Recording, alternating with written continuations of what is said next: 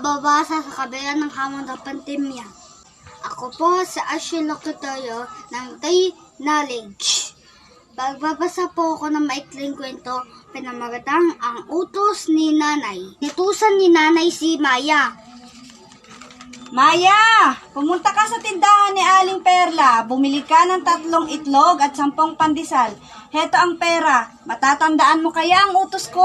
Opo, Nanay, 3 itlog at 10 pandesal. Uulit-ulitin ko po para hindi ko po makalimutan. Sagot ni Maya. Sige, mabuti at naisip mo iyan.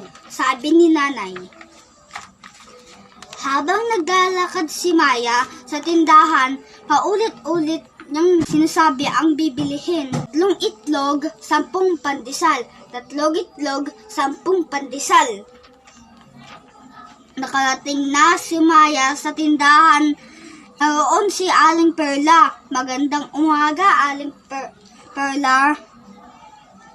Maya, may bibilihin ka ba? Tanong ni Aling Perla. Opo, Aling Perla. 3 itlog at 10 pandesal po. Utos po sa akin ni Nanay. Minigay ni Aling Perla ang 3 itlog at 10 pandesal kay Maya. Salamat po, Aling Perla. Sabi ni Maya. Tumalikod na si Maya at nagsimula ng maglakad pa uwi. Maya! May nakalimutan ka yata! Tawag ni Aling Perla mula sa tindahan. Ha? Wala po.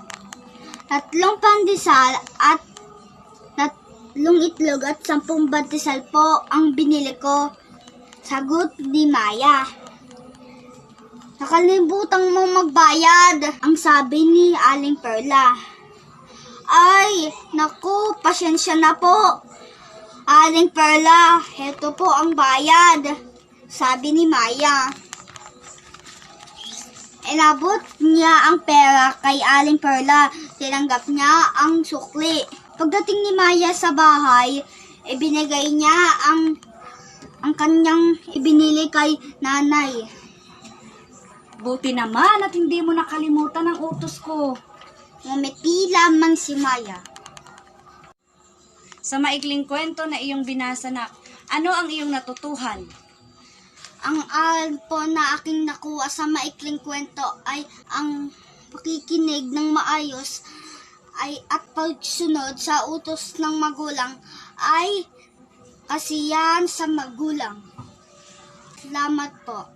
Dito po nagtatapos ang aking maikling kwento.